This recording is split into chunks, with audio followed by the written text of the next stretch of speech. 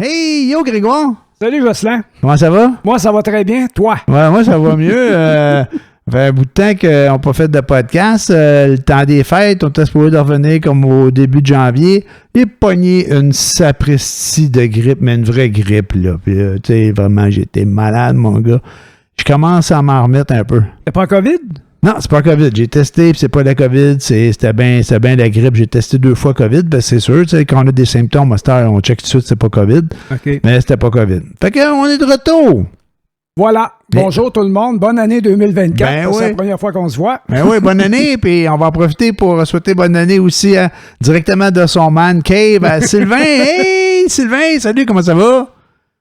Et ça va bien. Oui, Sylvain est avec nous pour cet épisode, comme la plupart du temps d'ailleurs. Il s'en vient un habitué, là. Oh, un chroniqueur habituel. En tout cas, chronique, Ma oui. pension, ma retraite s'en vient bientôt, fait qu'il faut que je fasse de l'argent. C'est bon. Fait que, on parle de quoi cette semaine, Grégoire? Excusez-moi, je me vais d'abord, je regarde un peu la console, voir ce qui se passe dans le son, là. OK, moi, je ne suis pas du tout au courant de ce qui se passe dans les négociations, fait que vous allez devoir m'informer. J'ai pas suivi ça du tout. Je sais pas du tout à quel point c'est rendu. Je suis tombé sur une analyse, un rapport, une observation, whatever, sur l'empreinte climatique des autos électriques. Encore des autos électriques? Oui. Il y a une nouvelle étude que j'ai vue. C'est pas une nouvelle étude qui vient de sortir, là, mais plutôt que de tenir compte de la fabrication de la voiture, puis de l'utilisation après, et puis tout ça, mais il utilisait seulement l'utilisation après la fabrication pour calculer combien de temps qu'une voiture électrique qui coûte environnementalement parlant, qui est beaucoup plus lourde qu'une voiture thermique, combien ça prenait de temps avant que elle devienne comparable au point de vue empreinte climatique à la voiture thermique. Et puis, mais là, j'ai trouvé une étude qui tient compte aussi du prélèvement à partir du moment où est-ce qu'ils creusent pour avoir les minerais, le transport des minerais, où c'est fabriqué, et puis, etc. Alors, quand c'est fabriqué en Chine, par exemple, eh bien, l'empreinte environnementale d'une voiture électrique est très lourde. Et puis, quand elle est faite en Norvège, par exemple, en Europe, parce que c'est les chiffres que j'ai vus de comparatif, là. Et puis, étant donné que les autres, l'électricité, ils la fournissent avec l'hydraulique, un peu comme nous, ici au Québec, fait que l'empreinte écologique est beaucoup moins lourde. Et puis, la comparaison est énorme. Une voiture fabriquée en Chine par rapport au prélèvement, l'exploitation des métaux, les transports, puis tout ça, là, faut qu'une voiture électrique fasse 180 000 km pour venir avoir une empreinte écologique au même niveau qu'une voiture thermique. OK. Fait qu'il faut que tu roules ton char pendant 9 ans. Oui, c'est pour ça qu'il faut que les voitures électriques soient garanties au moins 10 ans. Mais comparativement à la Norvège, parce que c'est je parlais de la Norvège parce que c'est les comparatifs que j'ai trouvés. Et puis, en Norvège, étant donné que la voiture est fabriquée, de la façon qu'elle est fabriquée, le type de batterie, etc., là, ça prend 8000 km. Après 8000 km, une voiture électrique en Norvège, fabriquée en Europe, son empreinte écologique après 8000 km est identique à une voiture thermique. C'est parce que l'électricité produite au charbon en Chine, l'empreinte écologique est très, très, très lourde. Et puis, toute la transformation est faite sur cette énergie-là. Alors, c'est pour ça qu'il y a une nette différence. Ben, nette différence, un méchant écart, là. Un méchant écart. C'est 172 000 km de plus. Oui, mais en Europe, en général, ça tourne autour de entre 15 et 20 000 km. OK, ça veut dire qu'il ne faut pas acheter des chars chinois, là. Ben, c'est... Mais eux autres, ils vont acheter des chars chinois, les Chinois, là. Ben oui. Fait qu'eux autres, ils salissent la planète. Oui, parce qu'ils ne tiennent pas compte de ces empreintes écologiques-là. OK. Ouais. C'est pas ça leur cheval de bataille. Eux autres, c'est de produire une voiture à un coût qui soit moindre. Ouais. Mais la main-d'œuvre est différente et puis les motivations pour travailler en Chine sont différentes d'ici. Hein. Mais si le char coûte moins cher, ils vont en vendre pareil pas mal. Là. Ils vont envahir, ils vont démolir le marché européen. Là. Ça s'en vient. Là. Les voitures là, à 25% moins chères, des voitures d'aussi bonnes, sinon de meilleure qualité. Ouais. Parce qu'ils sont très forts, apparemment. Mais moi, je ne les ai pas vus, je ne suis pas un expert, mais je vois beaucoup de chroniques des gens qui font des chroniques là-dessus, ils font des essais comparatifs de telle voiture. Et puis, c'est très fort ce qu'ils font. C'est très bon. C'est très bon. Mais ça a une empreinte écologique de marde. De marde, effectivement. Ah, ouais. OK. Effectivement. Ouais, ben, c'est pas bon pour eux, mais qu'ils reviennent au gaz et qu'ils continuent comme ça. Je veux dire, si c'est bon pour la planète que tu changes. C'est pas bon, reste pareil. Oui, mais en fait, il faut que la production se fasse plus écologiquement qu'elle se fait actuellement. En fait, c'est là où le bas blesse, c'est que dans la chaîne de production de la voiture chinoise, en particulier, là, et puis dans cette chaîne de production, l'énergie utilisée est faite à base de charbon. Alors, ce mix électrique-là pour la fabrication, le transport, etc., c'est très, très, très énorme. Mais on n'a pas le choix de s'en aller vers là, sauf qu'il va falloir trouver une façon de s'entendre avec la Chine pour arrêter de polluer à ce point-là. C'est abominable. Les voitures en Chine ne sont pas faites dans les garderies? Ça veut dire quoi? Non, je sais pas. Ça se peut qu'il y ait des enfants qui travaillent sur la chaîne, là, mais... les approvisionnements en minéraux, surtout, là. Ah, ouais. Ben oui, parce que les Chinois sont très, très implantés en Afrique, parce que les Occidentaux, quand ils arrivent en Afrique, ils tassent les Africains, ils les prennent comme esclaves pour faire ce qu'ils veulent, tandis que les Chinois, ils ont apparemment, jusqu'à maintenant, là, un côté plus civilisé, c'est-à-dire que, OK, on va exploiter les mines, on va faire des joint ventures avec vous autres, des compagnies conjointes, puis en échange, vous nous donnez le minerai, l'exclusivité, parce qu'ils contrôlent, je pense, c'est 50-60% que j'ai dit la dernière fois de l'approvisionnement en lithium dans le monde. Alors, avec les mines qu'ils possèdent, puis les ententes qu'ils ont.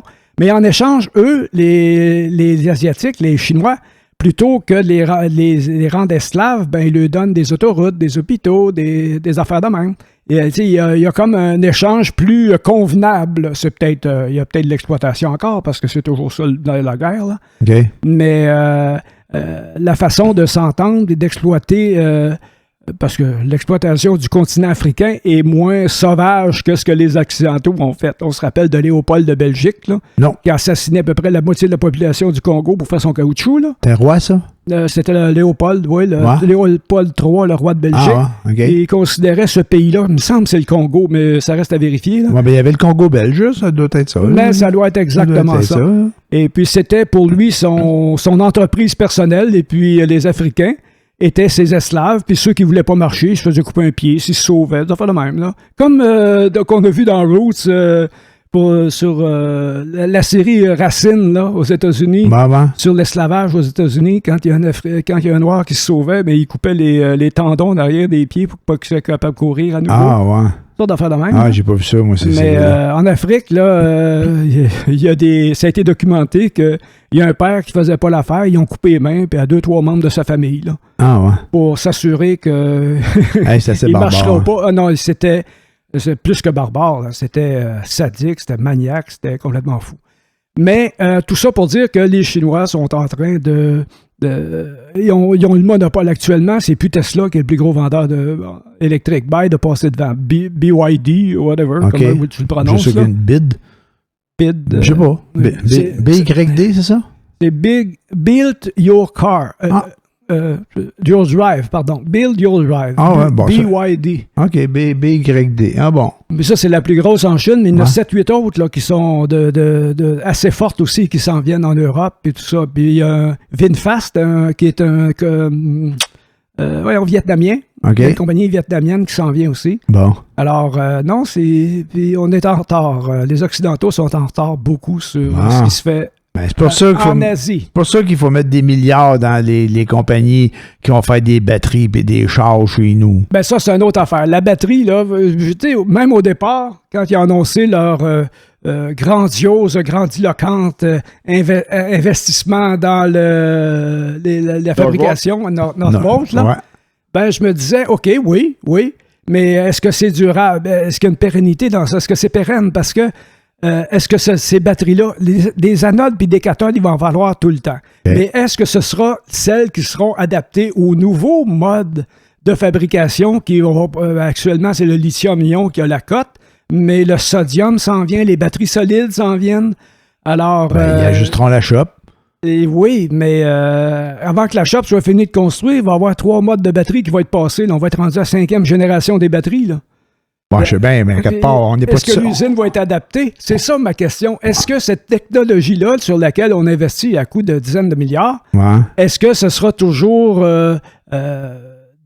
d'actualité au moment où l'usine va les fabriquer? Peut-être pas, mais il faut qu'ils suivent la parade, là, je veux dire, à quelque part. Là. Je comprends qu'il faut une usine en fonction de ce qui existe actuellement, mais quand ils vont arriver au moment de faire les batteries, ils devraient être en mesure de faire les batteries qui fit selon les nouvelles normes, là. Sinon, en tout cas... Souhaitable. En tout cas, ça reste à voir. Il faudrait que quelqu'un me démontre comment ça se passe, puis si j'arrive à comprendre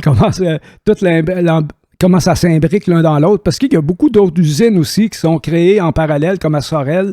Je ne sais pas ce qu'ils vont fabriquer là, mais c'est en corrélation avec ce qui va se faire à Saint-Basile. Okay. Il y a plusieurs usines comme ça. Il y a pas juste, on parle de Northvolt, mais il n'y a pas juste eux autres qui veulent impliquer dans cet investissement-là. Il va en avoir d'autres autour. Oui, un peu partout dans la province. Tu parlais de Racine tantôt, Roots. Moi, je me souviens pas d'avoir vu ça. Kunta Kinte. Ouais, ça me dit de quoi, par contre, mais me semble que j'étais ticu quand ça jouait, puis pas mal ticu, là. Ah, pas mal ticu, certain, parce que t'es plus jeune que moi, puis moi, j'étais beaucoup. Wow. Calme-toi. mais ça pour dire qu'il y avait un autre film qui était de ce genre-là, un peu, mais peut-être moins rough, ça s'appelait La couleur pourpre. Avec Whoopi Goldberg dans les années 80, je pense 90. Je me souviens pas de l'avoir vu, ce film-là, mais je l'ai ressorti en comédie musicale. Je suis allé voir ça au cinéma. C'était assez sympathique. Ouais, c'est bon. Ouais, c'était très bon. La couleur pourpre. Ouais, là, il est sorti en vidéo sur demande. Là. Il t'avait, j'imagine, de jouer à TV. Ça va tellement vite aujourd'hui. Là. Ouais. Tu vas voir un film au cinéma au mois de décembre, au mois de janvier, il est en location là, en ligne. Là. Ouais. C'est vraiment quelque chose. Fait que, à part de ça, consommation rapide. En consommation rapide. À part de ça, toi, Sylvain, en parlant de TV et de films, tu nous avais parlé l'autre fois de la série La chute de la maison Usher. Oui. J'ai écouté ça, man.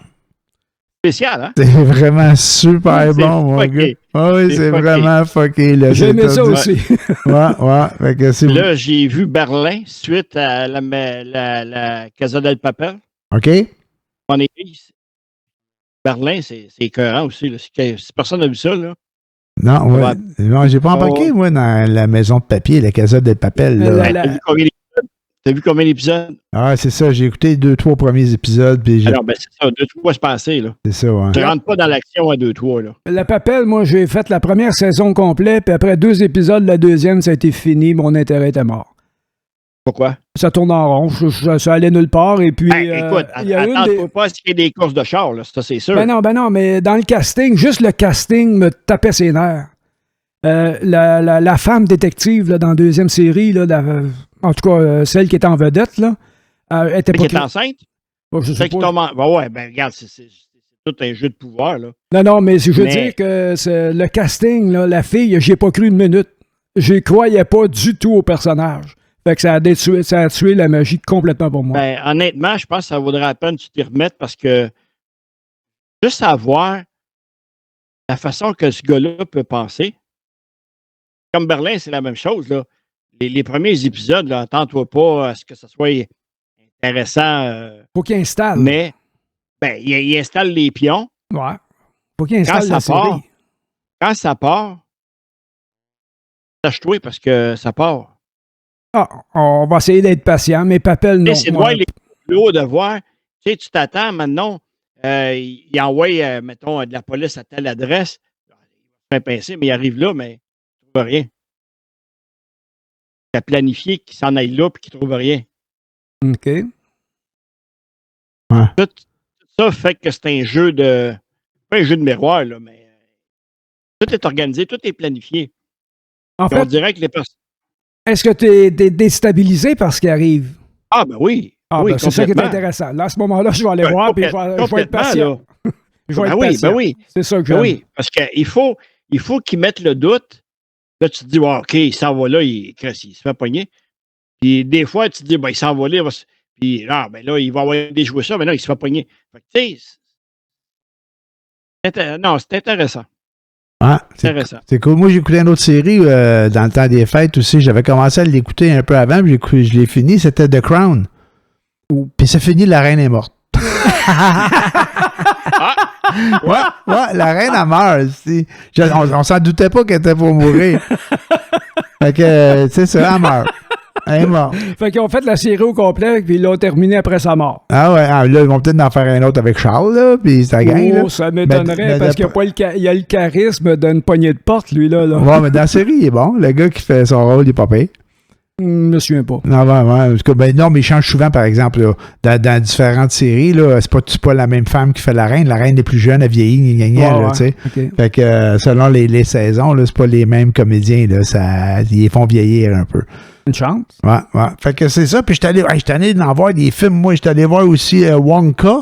C'est une autre comédie musicale. J'étais allé voir deux films, puis trois films, puis de ces deux-là, deux des trois, c'est des films qui ont refait en comédie musicale. Tu sais, Charlie et la chocolaterie, là, avec Johnny Depp, Wally Wonka, mais ce film-là s'appelait Wonka, c'est une comédie musicale, puis c'était bon. Ouais, t'as bien aimé ça. Ouais, puis, c'est pas ma tasse de thé du tout, les comédies musicales. Tous ceux qui me connaissent le savent. Ben, va pas voir la couleur pourpre puis Willy Wonka. J'aimerais ça voir le film original, la couleur pourpre. OK, mais pas celui qui est sorti, là, c'est une comédie musicale. Là. Non, ça m'intéresse pas. C'était vraiment ça. Ça m'intéresse pas. Fait qu'à part de ça, toi, Sylvain, là, je te regarde là, dans la caméra, le monde te voit pas, mais une chance que t'es pas entraîneur-chef des Islanders de New York, parce qu'il faudrait que tu changes de face. Ouais, faudrait que tu te coupes la barbe. La Moriello, il supporte pas ça. Aucun problème. De moi, le salaire, je le fais. Aucun problème. Là, je cherche une autre série que j'ai regardée. Ouais. OK. En tout cas, il y en a. Moi, puis là, pendant que tu cherches, il va parler d'une autre série qu'on a partie. On a écouté les Golden Globes puis les Emmy Awards puis toutes ces émissions-là, tu sais, de prix de films puis de séries. Puis il y a une série, puis je n'avais entendu parler depuis un certain temps, mais je l'avais jamais écouté. Puis là, ils ont gagné plein de prix, puis c'était pas la première fois, mais ça s'appelle Succession. Fait que ça, c'est une série, je pense qu'on va dire à 4 saisons, là, puis ça se termine là. C'est une famille c'est basé sur une histoire américaine qui est probablement vraie, là, le propriétaire de Fox News ou quelque chose du genre, là, si je ne me trompe pas. Mais c'est un magnat de la presse, puis des communications, puis de la télé. En tout cas, c'est un bonhomme qui a bâti une entreprise. Puis là, il est vieux, puis il est sur le point de mourir, puis il meurt quasiment, mais il revient. Puis c'est tous ses enfants qui pognent la business. Puis c'est tout de la magouille, puis du brassage, puis ils sont pas aussi habiles que le bonhomme, là, puis tout le monde joue sa carte, puis en tout cas, les personnages, c'est vraiment super, là. Tout le monde se tire d'impact? Ça se tire d'impact, des fois pas. En tout cas, tout le monde veut tirer son épingle du jeu. Tu sais pas qui veut quoi, qui va aller chercher quoi. Il y a un jeune qui veut vraiment, là, lui, il pense qu'il l'a, puis il veut que son père l'apprécie, puis qu'il pense vraiment qu'il l'a. Puis son père, il le regarde à un moment donné ici, puis il dit « Hey, j'ai quelque chose à te dire. Toi, là, t'es vraiment un abruti. » C'est rough. Oui, c'est rough. Il est rough, le bonhomme. Le bonhomme, là, il a sa business, puis là, il pense tout qu'il va prendre sa retraite. Ben non, il fait un ACV, le champion. Puis là, mais là, il pense tout qu'il va mourir, il s'organise ça, puis qu'il dort. Ben non, il revient. Hey, je te dis, ça va. C'est quoi la série? Succession, ça s'appelle. Succession. Bon, on va essayer de voir ça. Ouais. C'est pas mal popé, là. Succession. Ouais. C'est ça, c'est rare que j'écoute des séries là, en rafale. Puis j'ai écouté The Crown, j'ai écouté, c'est ça, La Maison Usher, là, la chute de la Maison Usher.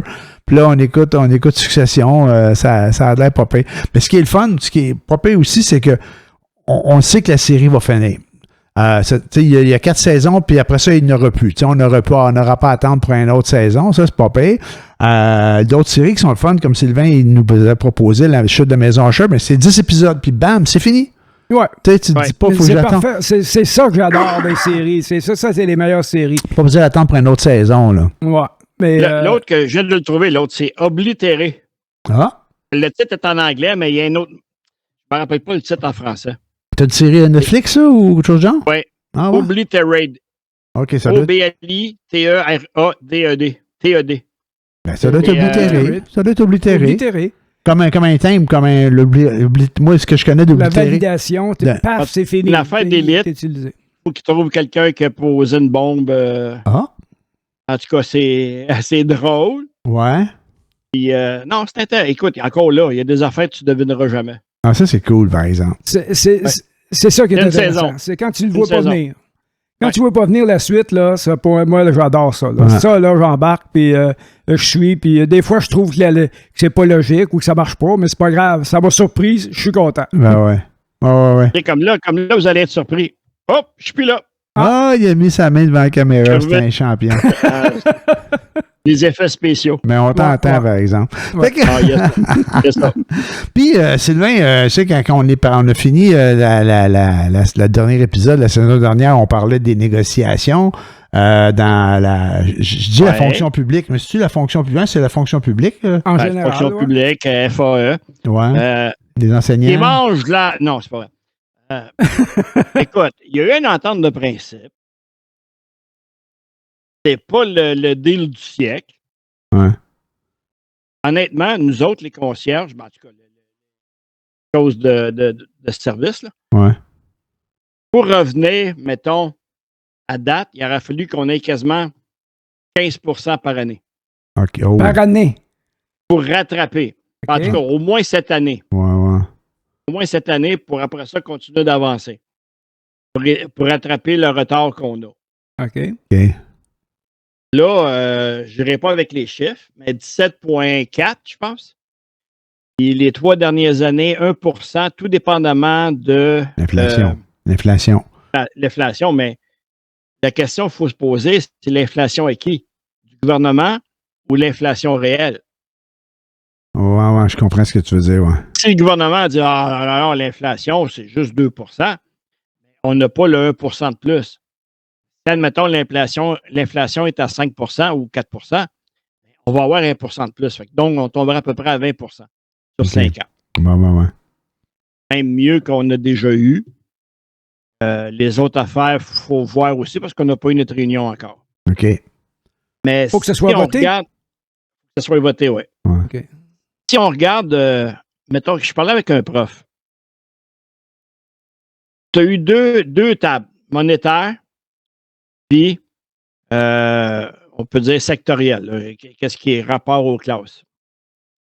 Comme elle me disait, question salaire pour eux autres, c'est pas un gros enjeu. Les nouveaux, ils ont une échelle, ils vont monter. Quand tu atteins l'échelle, tu as quasiment 100 000 et plus par année. Comme professeur? Comme professeur, ah. Oui. Quand tu es à la fin de l'échelle, tu as 100 000 et plus. Ouais. Si, admettons, il refuserait l'offre. OK, non, attends un petit peu. Admettons qu'il accepte l'offre. Là, le gouvernement, il pourrait arriver et dire au monde, vous voyez, ils ont accepté l'offre pour le salaire et non pour l'aide qu'on veut donner aux classes. Parce que ils peuvent mettre quoi qu'ils veulent. Okay. Il n'y en a pas de main-d'œuvre. Ouais. Même si tu me dis, m'a t'envoyé 15 profs par jour t'aider, tu les prends où? Ouais. Donc, ça n'a aucun rapport. S'ils acceptent l'offre, c'est par rapport au monétaire. Donc, ils ont pris vos enfants en otage pour le salaire. Ouais. Si un exemple, ils refusent l'offre. Ils vont dire, là, ils prennent vos enfants en otage parce qu'ils veulent avoir plus. Honnêtement, il faut se poser la question, y a-t-il une situation gagnante là-dedans? La façon que tu nous le montres, là, tu nous le dépeins, c'est du chantage. Avec le gouvernement, c'est clair. clair. Parce que pourquoi que du début, il offrait 9 % sur 5 ans, et après tant de jours de greffe, il arrive à 17,4. C'est le double. Là. Et il y a qui vont avoir les débuts, les premiers vont avoir 24 et quelques % par année. En tout cas, ça va être sur 5 ans, c'est-à-dire. Ouais, sur 5 ans, ouais. Mais l'affaire que tu sais, il y a l'aspect salarial, là, puis le gouvernement, il devait savoir ce qu'il faisait, là, parce qu'il devait savoir jusqu'à où il pouvait aller, là. Tu sais, il présentait ça. Écoute, pour nous autres secrétaires, ouais. C'est sûr, c'est salarial. Okay. On est trop en arrière. Ouais.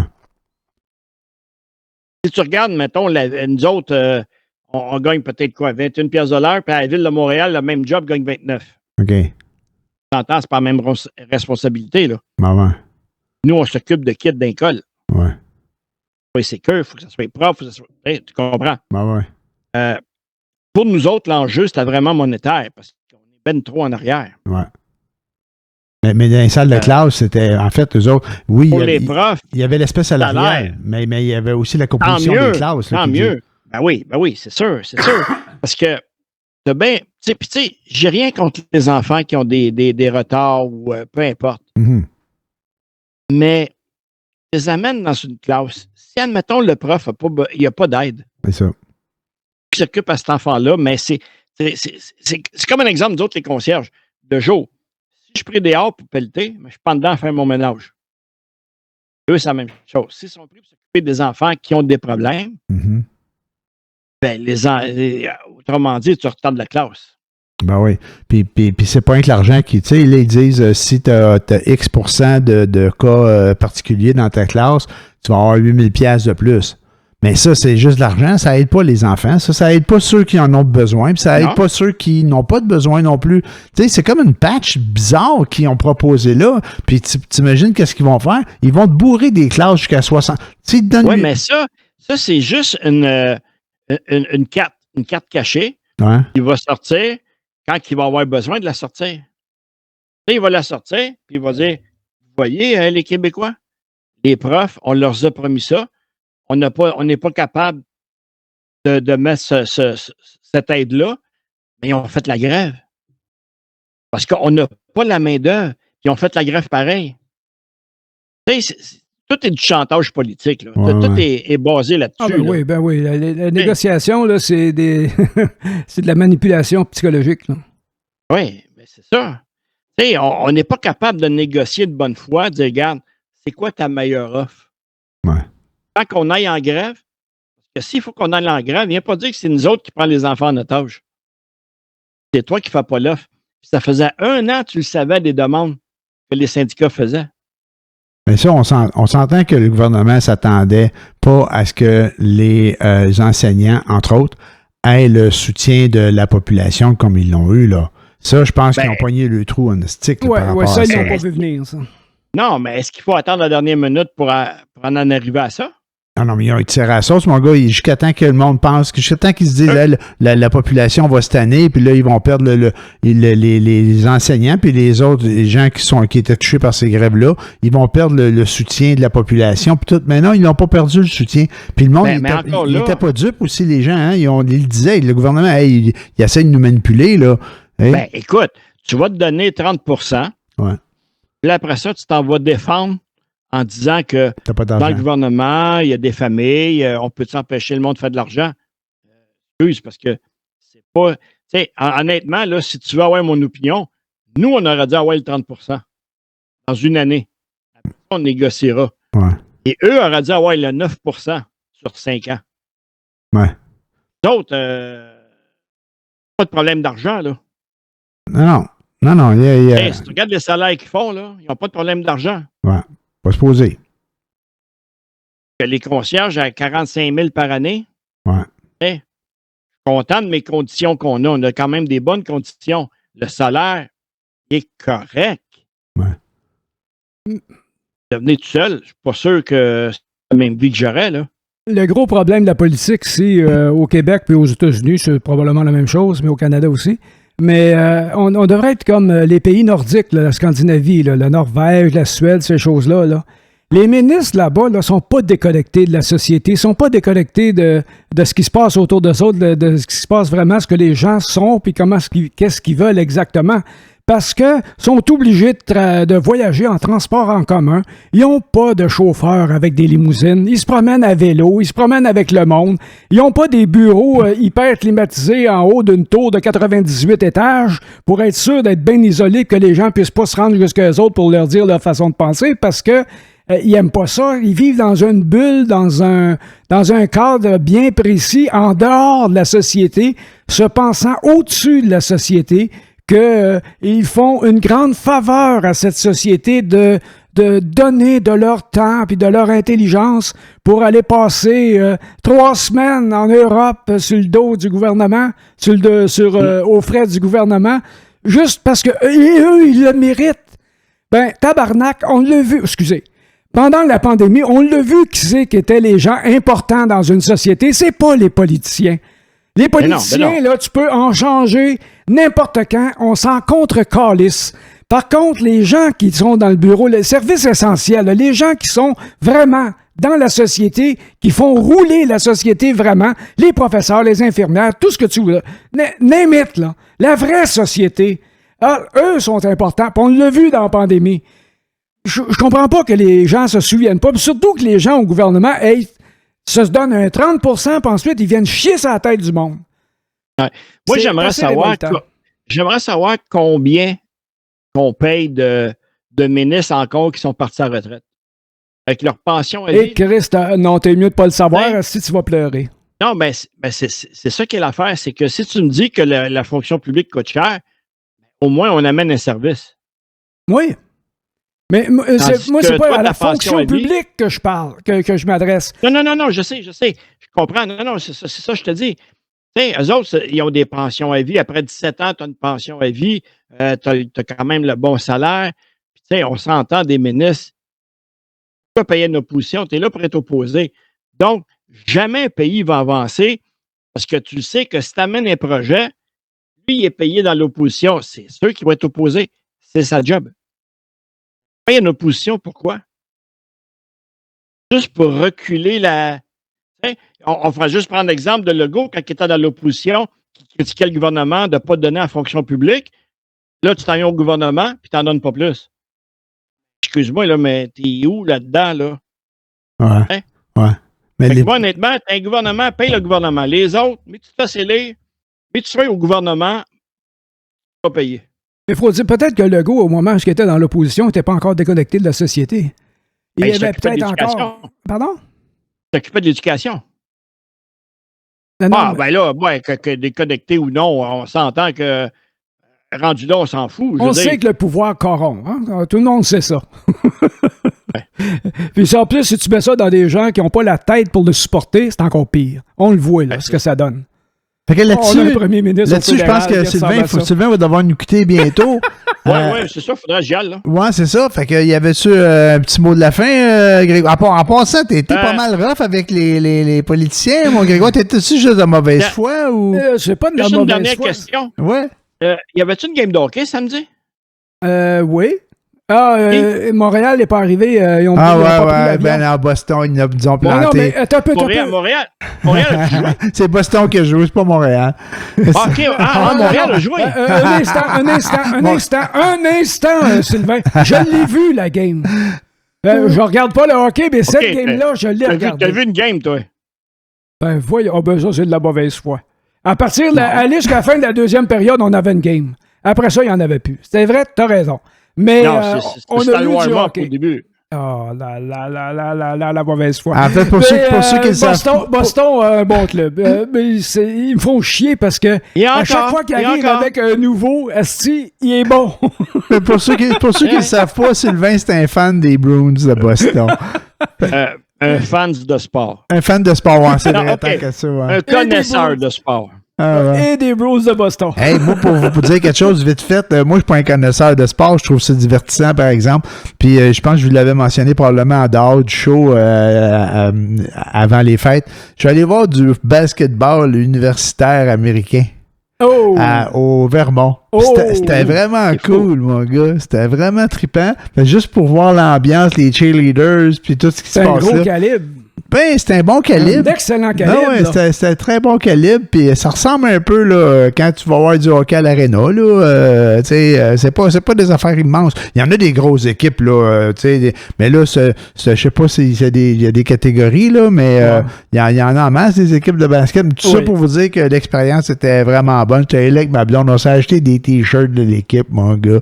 Puis c'était la chance de voir le football, l'NCAA, le football universitaire. Ouais, ben en fait, ce que je veux aller voir dans le football universitaire, là, je suis en train de checker pour Syracuse. Fait que les Orange Syracuse.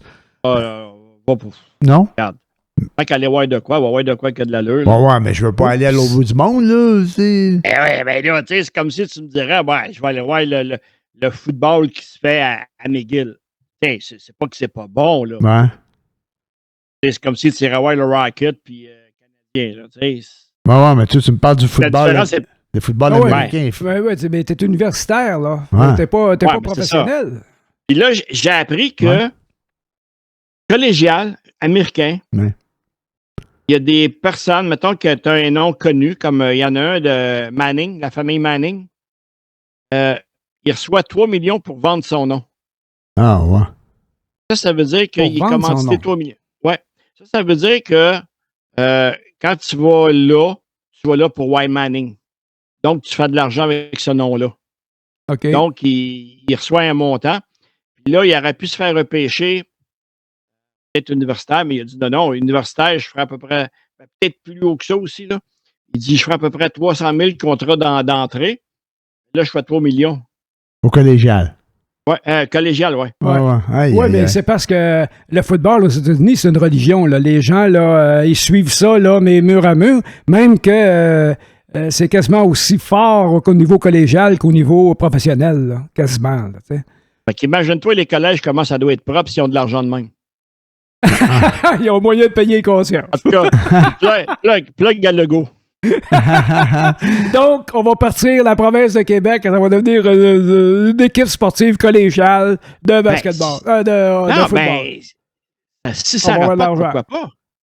Si ça rapporte, pourquoi pas? C'est sûr que scolaire, oublie ça, il n'y a pas une scène à faire là-dedans. Là. Oui. Moi, quand j'ai travaillé à Vanier, il y avait une équipe de football collégial. Le seul collège 3A, puis regarde, c'était bon, là. Vanier, les joueurs qui sortaient de là, c'est sûr qu'ils s'en allaient à l'universitaire. Vanier, c'est à Ottawa, ça, Vanier? Non? Non, c'est la ville Saint-Laurent. OK. Ah, bon. OK. T'as le cégep Saint-Laurent, t'as le cimetière Saint-Laurent, puis t'as le collège Vanier. Ah, OK, bon. Ça manquait ma culture, c'est bon. OK. All right. Fait que là-dessus, ça va être la fin de cet épisode-là. Moi, t'as un petit point parce que Sylvain, il faut que ça en aille. Un petit point pas longtemps. Méfiez-vous des appels que vous pouvez recevoir, que votre fils est en prison, puis que vous avez entendu parler de l'histoire du monsieur de Trois-Rivières, dans Mauricie, en tout cas, là. Le gars, il a appelé son fils, heureusement, parce que c'est là qu'il a appris que 5800$ allait tomber dans la poche d'un trou de cul quelque part. Mais j'ai entendu dans une quincaillerie à côté de chez nous, dans le coin de Sherbrooke, qu'il y a une dame qui venait de se faire pogner, là, qui avait droppé 5000$ pour libérer sa sœur qui était en dedans, puis qui était pour passer la fin de semaine en dedans, pour ci puis pour ça. Hey, c'est rendu terriblement les affaires pour attraper là, sur Internet puis sur c'est rendu même des cartes cadeaux. Ouais, même des cartes cadeaux, il faut faire attention. Ben moi, je gagne des prix continuellement. La GRC est après moi. Il y a des princes africains là, qui ont besoin de mon compte pour sortir leur argent d'Afrique. Tant d'affaires de même. Mais j'ai reçu le sommet la semaine passée. J'ai reçu une lettre, c'était des menaces de mort. C'était un tueur à gages qui m'écrivait pour me dire que quelqu'un avait payé pour... il avait donné tous les renseignements sur moi, qu'il avait payé pour que lui me tue, me passe. Alors, et puis là, il m'offrait que si j'envoyais un montant conséquent... Est-ce que j'ai fait des fautes? Effectivement. Si je donnais un montant conséquent, non seulement il me tuerait pas, merci beaucoup, mais en plus il me donnerait le nom de la personne et les coordonnées de la personne qui avait voulu me faire tuer. Puis il me menaçait que si j'essayais de le retracer, C'était que toute ma famille allait y passer, de faire le même. Mais avec toutes ces affaires-là d'hameçonnage, il va falloir qu'ils trouvent d'autres moyens. Ils en trouvent, eux autres, les tricheurs, là, ils en trouvent des moyens. Puis là, ce qu'on parle, le trucage de voix, ils appellent ça du deepfake ou quelque chose du genre. Je sais pas si c'est le bon terme. C'est l'intelligence artificielle, mais il l'avait dans l'image. Mais j'ai même vu un reportage, là, quelqu'un qui a fait de l'expérience, qui est allé. Il a dit une phrase en français, et puis il l'a envoyé sur une chose de choses artificielles, d'intelligence artificielle, puis le faire traduire en espagnol. Et puis le site a traduit le gars qui parle, mais les mouvements des lèvres sont en espagnol, puis le gars parle en espagnol avec sa propre voix. C'est incroyable ce qu'il arrive à faire. Ça, c'est une chose. Mais l'autre affaire ça va un peu en lien avec la personne qui s'est fait frauder avec une voix truquée. Là. Je pense que j'ai entendu ça à la radio aujourd'hui. Il y a quelqu'un qui a fait un test à un moment donné. Tu sais, dans les institutions financières, là, ils peuvent te reconnaître par la voix. Il y a bien des endroits maintenant qui disent à partir de maintenant, on peut vous reconnaître par votre voix. Fait que lui, le gars, là, il a envoyé sa voix synthétisée, là. Puis il a envoyé ça à sa banque, puis la banque a pensé que c'était lui, puis ils ont fait les opérations. Ça veut dire que si quelqu'un là est capable de pogner la voix de quelqu'un, puis il appelle à sa banque, puis ils vont l'identifier avec sa voix, puis ils vont la personne pourrait faire à peu près ce qu'elle voudrait. Il y a quand même des questions à poser.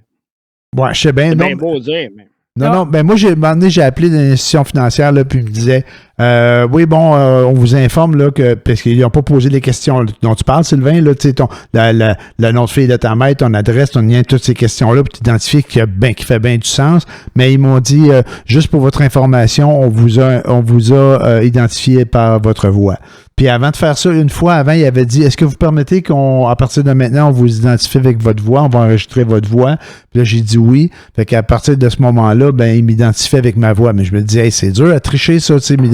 La machine, elle sait que c'est moi qui parle, puis tout. Mais non, ça a l'air qu'avec le genre de, je dis deepfake, c'est peut-être pas ça le bon terme, mais avec des systèmes de traitement de la voix, là, qui imitent ta voix, ben, que ça floue les systèmes de détection de sécurité des institutions financières. Mais en ce qui concerne... Mais toi, t'as reçu ça où, toi, Grégoire? Moi, j'ai reçu ça par courriel. Dans mon courriel. Sur Facebook? Non, courriel. Sur cellulaire? Courriel, OK. Mais ça s'en va pas mal vite dans ta... Moi, ça va pas mal dans les boîtes d'indésirables, ça, là. Moi, j'envoie ça dans hameçonnage. C'est ça. C'est ça. Ouais. Je le déplace dans ça, là, pour leur dire que, bon, ben, il y a un trou de cul qui se promène encore, mais...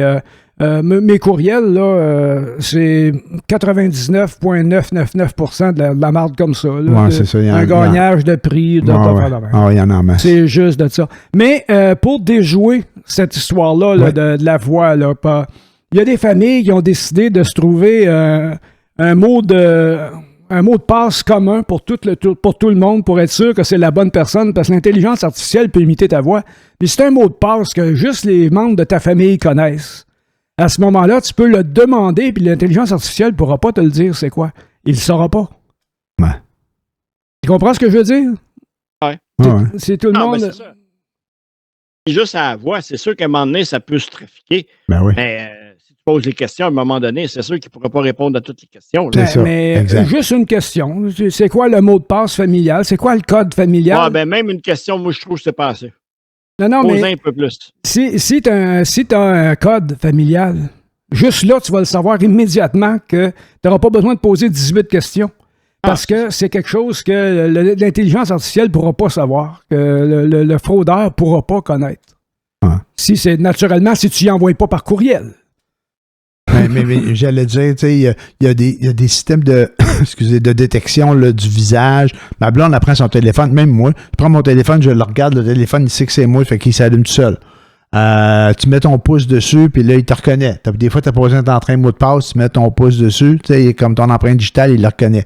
Mais à un moment donné, j'avais entendu une histoire des enfants pour allumer le téléphone de leurs parents, ils l'avaient mis devant une photo, puis le téléphone avait allumé. Fait que, tu sais, puis c'est aussi simple que ça. C'est des enfants qui avaient fait ça, là. C'est pas grave. Ils voient que le parent regarde le téléphone, il allume. Ils ont mis le téléphone devant une photo, le téléphone allumé, puis ça a marché. Ah ben. Fait que c'est ça. Puis j'imagine que les enfants, c'était pas pour les voler, là, c'était pour avoir accès au téléphone. Mais d'un autre côté, t'imagines comment que c'est facile à déjouer des fois les systèmes. Hein? Surtout quand t'as ta job à temps plein, c'est de faire ça, de fourrer le monde. Ouais, effectivement, il y a des gens, c'est donc, Ben ouais. non, c'est le seul métier, c'est de trouver une affaire pour faire. C'est leur job. Ben ouais, c'est leur job. C'est une job à temps plein. Ben ouais. C'est pour ça que les vieux réactionnaires comme moi, qui se méfient à tour de bras de l'électronique, des téléphones cellulaires, puis on fait rire de nous autres, mais Carlis, vous êtes à l'abri d'absolument rien, ceux qui croient à la haute technologie full load, que non, ça peut pas marcher. Ben oui, ça peut marcher. N'importe qui, bon, enfin, pas n'importe qui, mais n'importe quel système peut être déjoué par quelqu'un qui s'y connaît. Ah ben oui, c'est sûr. C'est sûr. Juste écouter Casa del Papel, puis vous allez le voir. Donc, écoutez la série, comment ça s'appelait, Mr. Robot? Ah, Monsieur Robot, ouais, Monsieur Robot. Ouais, Robot avec Chris... non, pas Chris. Malek, une affaire de même. C'est une série, c'est Mr. Robot. Ah, mais OK, ouais. Il y en a tellement des séries. Hey, t'imagines, on va finir là-dessus, mais... À toute fois que je regarde la télé avec ma blonde, puis on dit, hey, on va checker une série, tu regardes sur Netflix, tu regardes sur Prime Video, tu regardes ce qui joue à TV. On a passé de 20 vies pour tout écouter ce qui est. Hein? C'est incroyable, hein, toutes les affaires. 210 heures par jour pour essayer de voir la moitié de ce qui se passe. Il y a des gens qui font des recommandations, puis tu dis, hey, tu mets les limites, on peut pas tout voir, c'est incroyable. Puis c'est pas tout de la merde, là. Il y a bien du bon stock là-dedans, là. Vraiment, là. Ouais, il y a des niaiseries, mais il y a des bonnes choses. Ouais. Fait que là-dessus, messieurs. Le dernier film de Denis Arcand, Le Testament. Ouais, j'ai vu ça. Oh my God. Ça vaut la peine d'être vu parce que, allez voir, prenez le temps de visionner ça. Le Testament, c'est super bon. Fait que là-dessus, messieurs, tout le monde. À la prochaine. À la bonne semaine et à la prochaine. OK. Bye-bye, à la prochaine. Salut, bye-bye. Salut tout le monde. Bye.